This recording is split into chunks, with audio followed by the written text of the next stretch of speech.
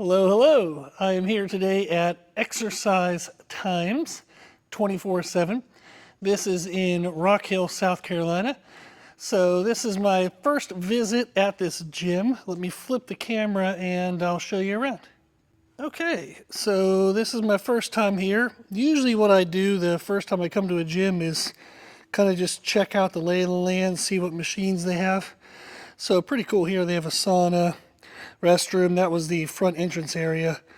And then they have, it looks like, some mats for some wrestling, stretching. Then we have cardio on the side there and cardio over here. Looks like they have a nice full line of Nautilus equipment. So you can see we got abs, back, leg extension, leg curl, seated lateral raise. Looks like an incline press, overhead press, leg press, chest press, which is actually a really good machine. This Nautilus vertical chest is a really good chest press because it has some converging angles, so we'll definitely play with that. Here's a chest fly and reverse fly. Then we have a rotary torso and an assisted pull up and dip. You can see there's the cardio machine, so they got some concept stuff, some rogue stuff, and some basic ellipticals and whatnot. Looks like we have a pull down and row. They got a what's sometimes called a jungle gym stack or multi-stack, but seated row, lat pull down. Looks like cable variations over there. It's got some dumbbells, various benches. Got the Rogue, I believe they call this a donkey. I don't remember exactly what they call this thing. But it has reverse hyper capabilities and then a GHD capabilities there. Then right next to that, they got the Rogue Rhino belt squat. Looks like a 45 hyper there. Tons of barbells, deadlift platform. They got some, looks like competition plates. Very good set there. A lot of specialty bars. Some good turf area, general kind of fitness, functional fitness type things. Step up boxes, physio balls. And then over here was some med balls and various things. So pretty cool. Yeah, I like this stuff. Then we got a cable station, another platform. This one's more for like Olympic lifts. Looks like a seated back row and a chest press. They got I can't even think of it right now, but typical competition style bench where you could do squats and bench press off of this, used in powerlifting. So Texas Strength Systems is a great company. They got their kind of big rack with some plates. You can see here is the back row and the chest press. And then we got leg press and hack squat along with the booty builder, glute bridge, and then the remaining treadmills to finish everything off. So really cool setup. Lots of good stuff here. Lots of things to play with.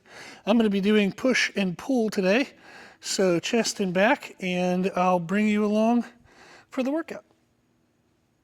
So when I do an upper body workout that involves both the chest and the back, or push and pull muscles, I'll usually do one then the other. So I'll do all my push stuff first and then my pull, or vice versa.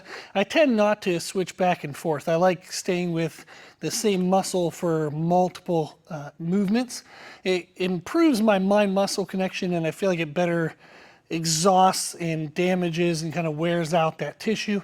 If we're working out to get stress in the tissue, that would be my goal. If I were to go back and forth, it might allow me to add more weight load, but the workout might be longer. It might take me more total sets to really beat up the tissue. So it's not that that's a bad option, but since it tends to take more time, I have to have a greater weight load, which then creates greater stress on the joints, then also requires a greater recovery capacity.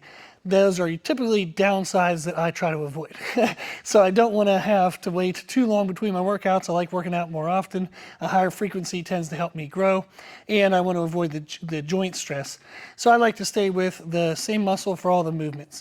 In this gym, first time here, this is a pretty cool chest fly that I don't get to normally use. You'll see here as I'm playing with my warm-up sets that the pads actually rest in your elbow pits. So that way it's a much more strict movement than typical ones where your hands are in the have the handles. Typically with those, people can manipulate whether they want to or not to include more front shoulder. This makes it more strict, which I really like, and you don't often see this variation of a machine. So anytime I get a chance to go to a new place and they have a machine that I haven't used in a while or have never used before, I will almost always start with that. So I'm starting here with these flies, get a good pre-exhaust on the chest, and then I'll move into some chest presses. But this is a typical format I would do, is start with some type of isolation work to pre-exhaust the target muscle. So we'll go through a couple warm-up sets here, and then I'll show you a heavy working set. Okay, here's a working set for this machine. I was just hoping for somewhere between 5 to 10 reps. The machine is new to me, it feels a little odd, so I'm struggling to get the mind-muscle connection that I typically like towards the midline.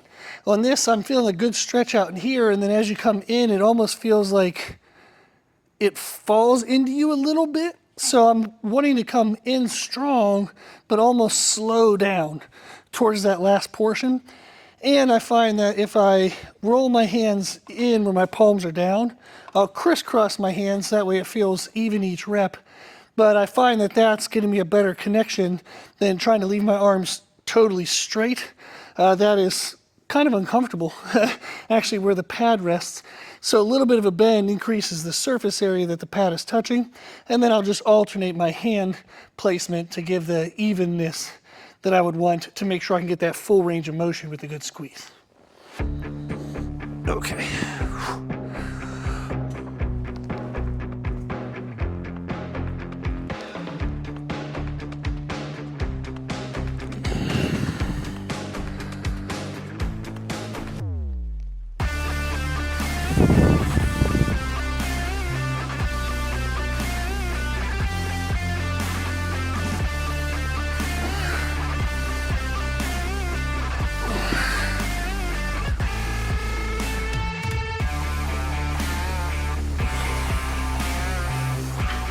Whew.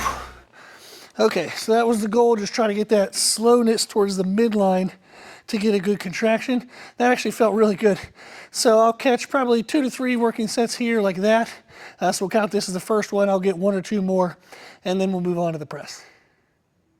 Now we're here at the press. I'll talk a little bit while I'm doing my warm-up. So with this one, I'm going to take an overhand grip, and this helps to expose the chest a little bit more. If I were to take this lower handle down here, I would then be still using the chest, but it's a little less of a stretch in this bottom portion here, or the far back portion, whatever you call it. In this stretch position, it's less of a stretch on the chest, and it brings in more triceps. So this is a good option, but I tend to use a neutral grip more at the end of a chest workout, or if I'm doing a heavy tricep movement, I would sometimes pick a machine like this, keep my elbows tucked, and really push through the triceps. Since I'm focusing on chest, I'm going to be in this upper outer position, and then with this, you can see as I'm wiggling into place, what I'm doing is I'm pulling my shoulder blades down and together, so that way I'm pushing my shoulders back into the pad, and then I'm just going to be pressing through and trying not to lock out at the top. I want to keep constant tension on the muscle. So as soon as I get towards the full extension, I'm just dropping right back into the eccentric. So I don't want to lock out and then drop and then lock out and drop like this. You'll see sometimes people do that because it just helps them move a ton of weight. But what we're looking for is constant tension on the chest. We want to stress the tissue, not just move a ton of weight load. If I keep this on my chest, then whatever weight load I'm using, even if it is less, is all into the chest, and therefore it's going to be more effective for growth and for stressing the chest tissues. So this will be the pace I'll look to do even when I get to my heavier working sets. Okay, we're at our first working set here on the chest press machine, so I figured I'd share it with you. You can see the pacing I'm looking to use during my working sets.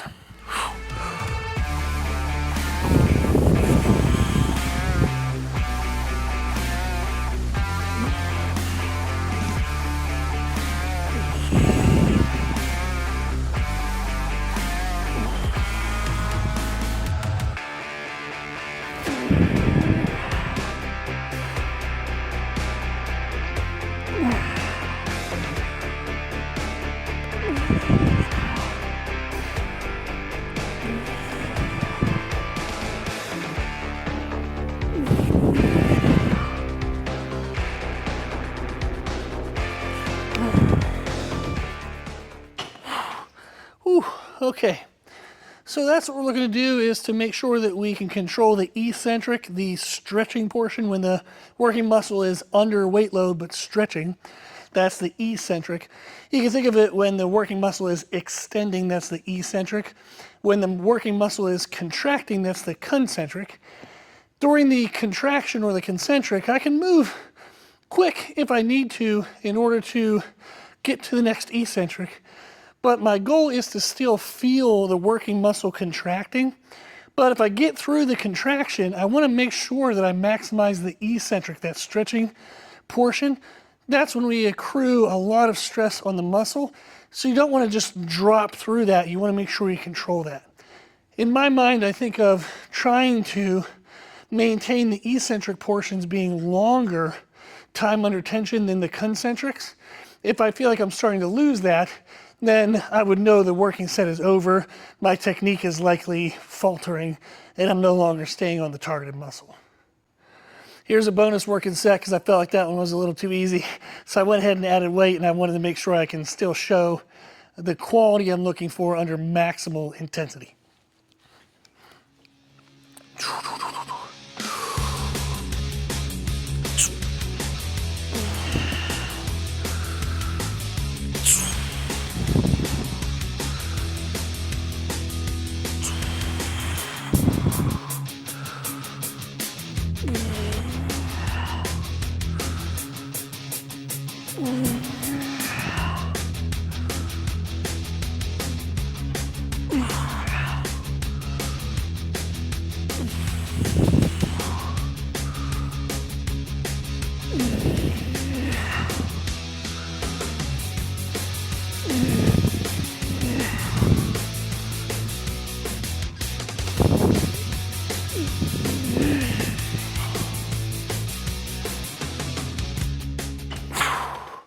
Okay, so that's what it should look like even when it gets really hard.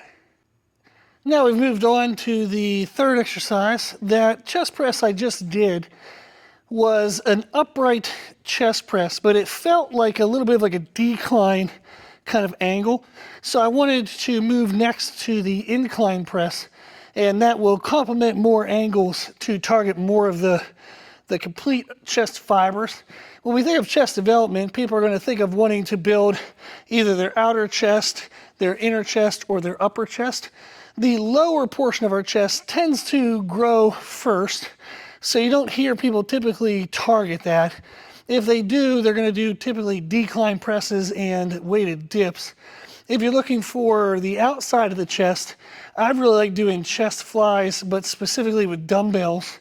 And then we can also do like a wide variation of a press. So that's a good option. And then the inner chest, I like doing cable crossovers, but you stand in between the cable stack. So maybe I'll show you that next. With an incline press, this helps target the upper portion of the chest. And depending on the way the machine is made, it'll get the upper and the outer, or the upper and the inner, or just in general, the upper part. With this one, I've done a couple warm-up sets, and I feel like it targets pretty much an even way across the upper portion of the chest. But I like to do that specifically in my workouts. You'll see in almost all chest workouts, I have some type of an incline press because I really want to build this top portion. It helps to have more of a full development of the chest. And then also I've had 3 major injuries on this shoulder. I have metal plates in this shoulder. So I'm really trying to build up the upper chest here to work against some of the atrophy and some of the issues I've had with those injuries. So I like to target the incline press for that as well. We'll go ahead and get into a set. Enough of me talking. Okay, same thing here. Nice controlled pace. Try to make sure the working muscle stays under tension the whole time.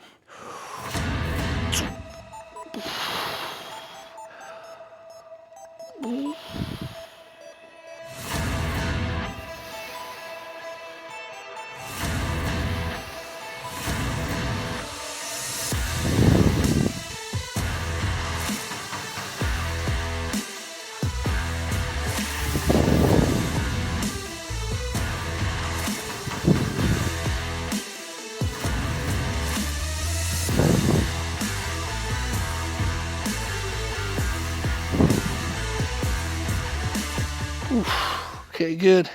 So what I'll do there is I'll get a couple sets, and typically for something like this, if I want to stay in a nice controlled motion, make sure I'm really keeping the chest engaged, not the front shoulder, not the tricep. If I really want to stay isolated into a specific part of the muscle, that might limit how much weight I do per working set. So I'll just add an extra working set rather than thinking that I have to forego quality for weight load. If somebody has in their mind that they only should do 2 working sets per exercise, chances are they're going to prioritize the weight load and the overall stress, not the quality.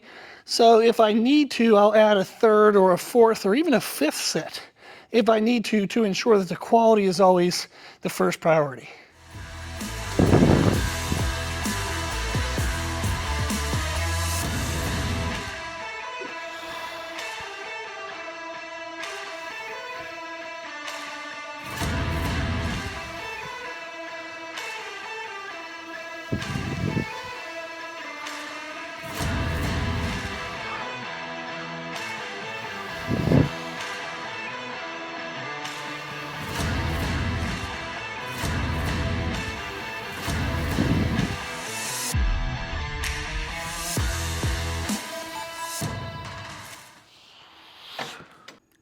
When I mentioned targeting the inner chest and doing a cable fly variation, like cable crossovers, I wanted to go ahead and show that.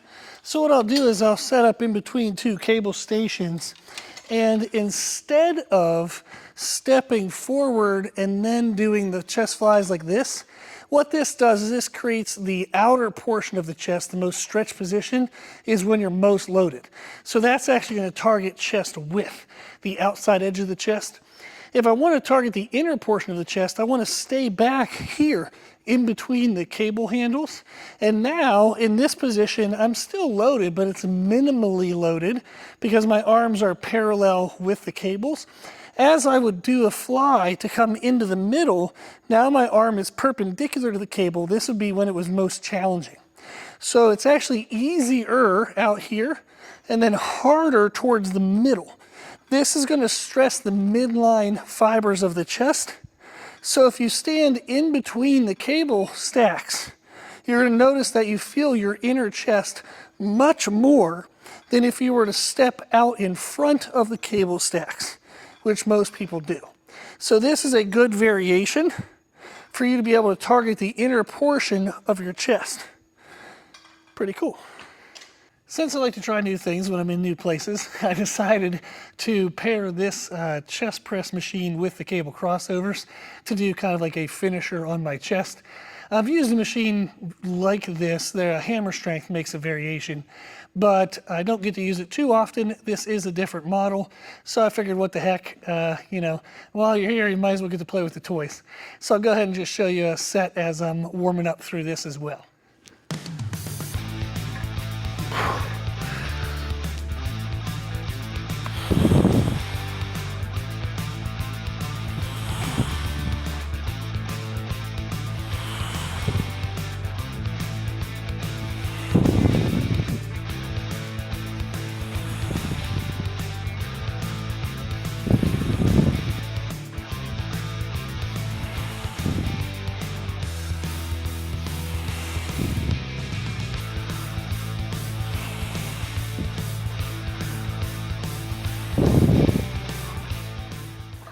Okay, so that machine is a little bit light on the stretch and then it gets heavier through the contraction. So it was interesting, it kind of felt good there to get a little bit of a pause and a flex on my chest. I wasn't locking out my arm though, so I'm getting to about this angle here, not an extension, just a little bit of a bend, and then flexing my chest. I like the feel of that, so as I get a little heavier, I might maintain doing that. So if you see me pausing at the top, it's not pausing to lock out, it's not pausing to release the tension on the chest. I'm actually pausing so I can flex and make sure I feel the chest as I lead into the next eccentric.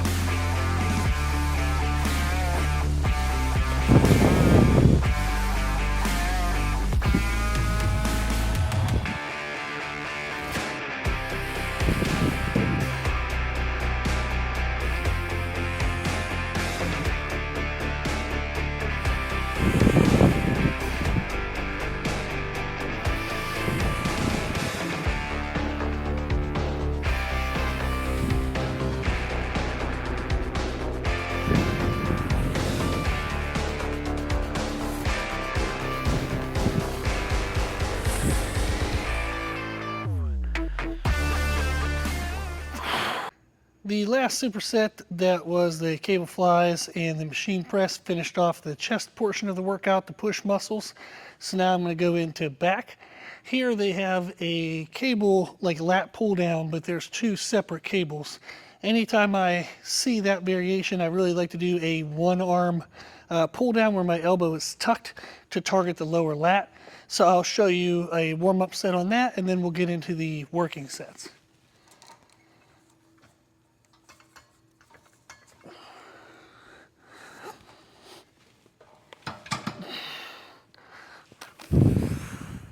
So with these, I like to keep my shoulder down away from my ear.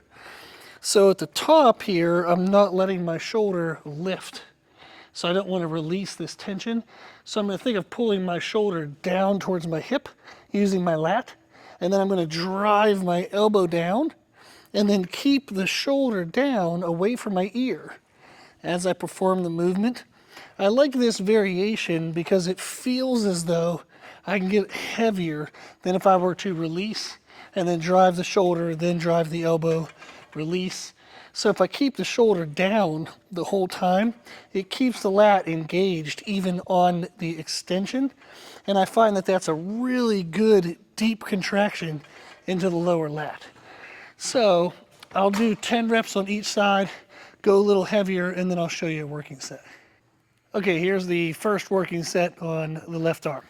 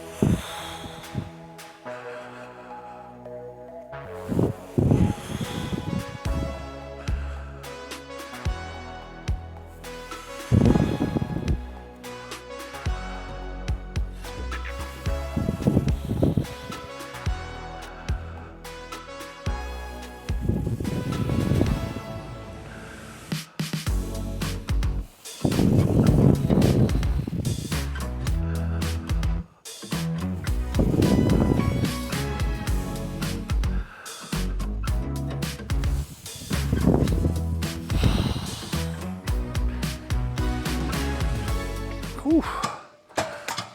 Okay, just like with the chest, you saw that I controlled the eccentric portion, the stretching under weight load portion.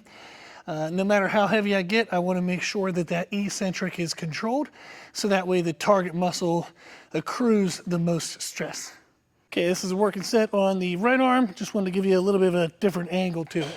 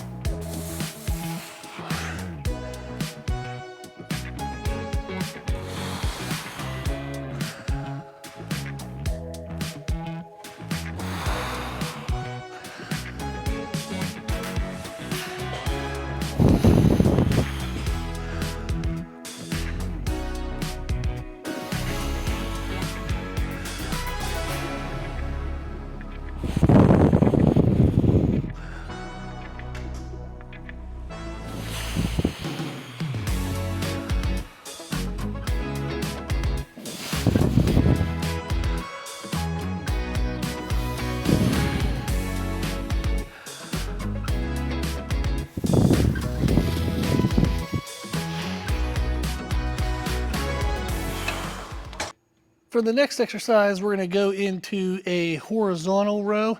This will be similar in the sense that the elbow is going to be tucked. This is going to target on our lower lat, but instead of pulling from overhead, we're just going to pull from in front. This does bring in a little bit more of the mid-back muscles like the rhomboids, lower traps. I'm still going to be focusing though on the lower lat. That'll pretty much finish that part off, and then we'll move into our third back exercise. So for this one, I'm going to be doing it unilateral. Anytime I have the chance to do back exercises one arm at a time, I do typically prefer to do that because it helps me focus on less musculature at one moment, so my mind-muscle connection can be a little bit better on that exercise. So I'll go ahead and show you a working set on each arm, and then we'll move into the next back exercise.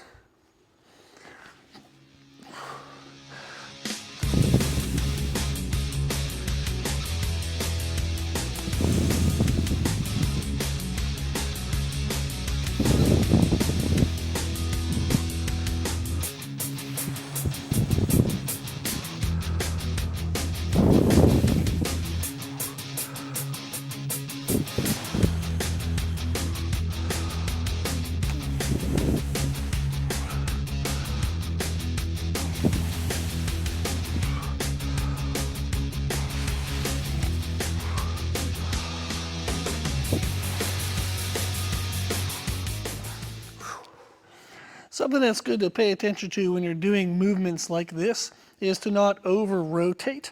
So my goal isn't to get my arm as back as far as possible. It's actually to contract the lower lat. So I'm bracing against the machine with this hand, and as I'm pulling back, I am leaning into the side that I'm performing the movement, so I can feel that lower lat contract, but I don't want to pull that shoulder further and further away. It does bring the handle closer to me, and it does move the weight more, but it doesn't stay in that target muscle. So if you can, the reason why you're using this hand is to actually fight against rotation. I want to try to keep my torso in the same position as I drive back, getting a good squeeze, but I don't want to over rotate.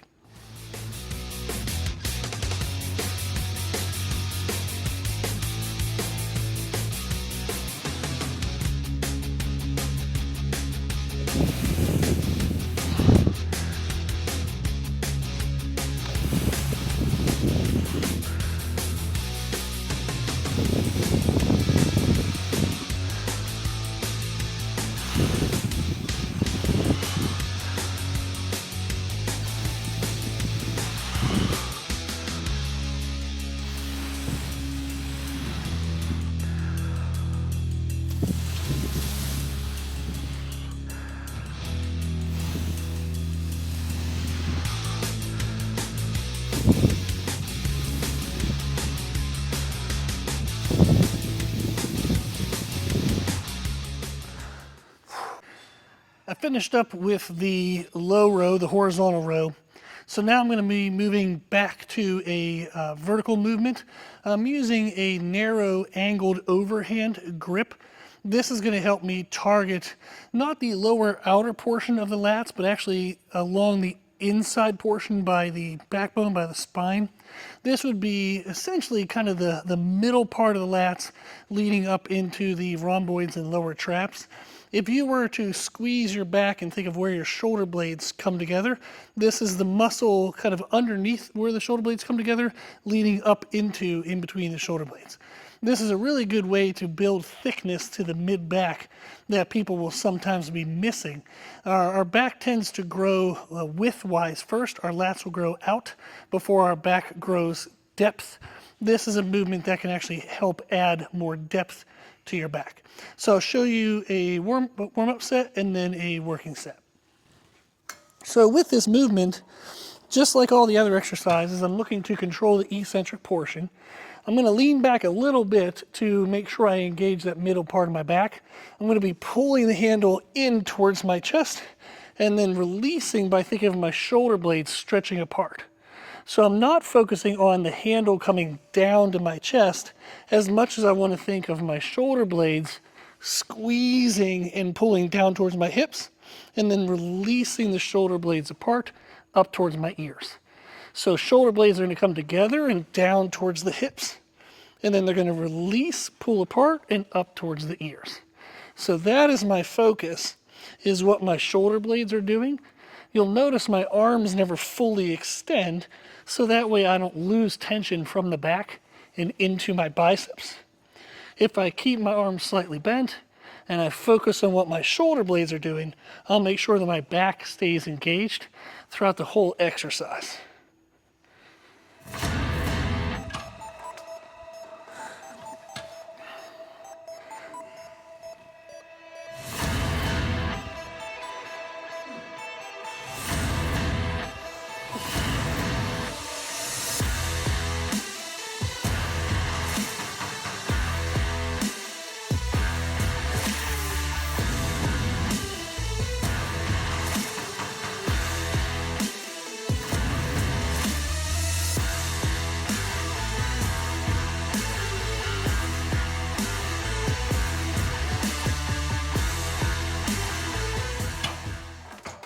Since this is the third exercise for back, my back muscles are starting to get fatigued in the sense that trying to get a pause in the contraction and control the full full repetition, meaning like the concentric, the pause, the eccentric, all of those elements, it would start to limit the weight load that I'm using So much so that it would be questionable as to whether the weight load is causing enough muscle stress anymore. So one of the techniques I'll use as the muscle is fatiguing when I get into the third or fourth exercise for a muscle is a concept called slow and go. I'll do the first couple repetitions of a working set with the pause, controlled, concentric, and eccentric, and then I'll start to allow my pace, my tempo, to get faster and faster. I still want to feel the right muscle doing the contraction, doing the eccentric, but instead of maybe a 2 to 3 count, it might be a 1 to 2 count. So I want to show you a working set like that and encourage you to give this a try if you're trying to blend good technique and heavy weight load. You can do that by starting the set with nice, clean, crisp reps, and then slowly letting your tempo get a little faster towards the end of the set.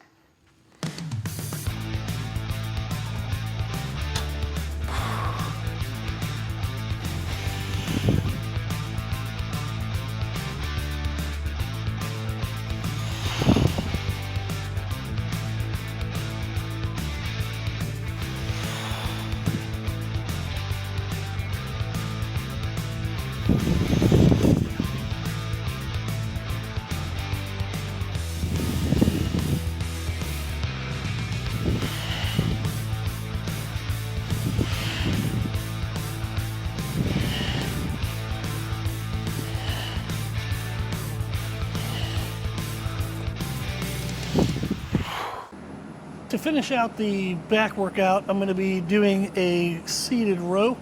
With this, I'm going to have the cables, there's 2 individual cables, so I'll actually crisscross them. So as I'm getting into an extension, it's pulling me more open in my shoulder blades. And then I'm going to be focusing on driving my elbows up and back. So I'm targeting now between the shoulder blades, but up into the upper traps as well. So when we started with the lats, kind of like the upper into the lower lats. Then we did the horizontal row, which was targeting the lower lats. Then we did that narrow angled grip pull down, which was kind of the upper inner lats. And now we're going to the upper back. So we kind of did like a swoop around the lats and the spine. So this is a good finisher for adding the thickness kind of from shoulder to shoulder. With this one, what I'm paying attention to is once I have my torso in place, I'm going to be thinking of my shoulder blades pulling apart on my back, and then I want to squeeze them back, stretch, and squeeze. But what you'll notice is my shoulders, they are moving forward and back, but this part of me does not. So this is kind of locked in. If you think of your hip flexors, we're kind of locking our hip flexors in, so that way the torso doesn't move. We only have our shoulders moving, as that relates to our shoulder blades, which relates to all the back muscles. So let's go ahead and get into a set so you can see what it looks like. And again, you'll notice I'm not going to get a full arm extension during the working set. I want to keep the stretch on the back, not my biceps.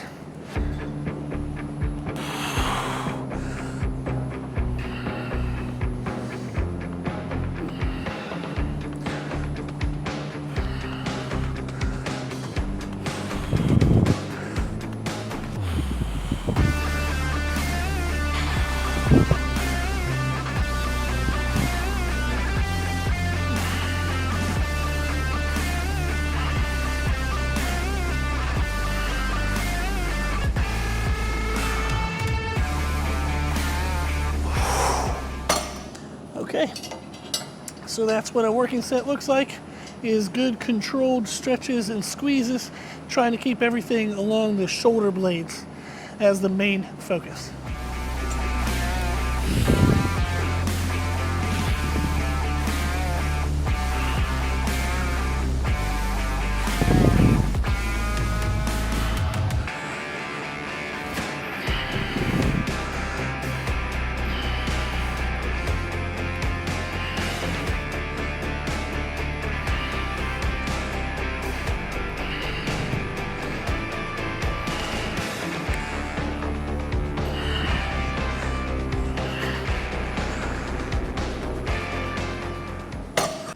Okay, that's the workout. So we did our push and pull muscles, chest and back, A lot of good machines here, a lot of variety of angles and different stimulus from what I get to normally do.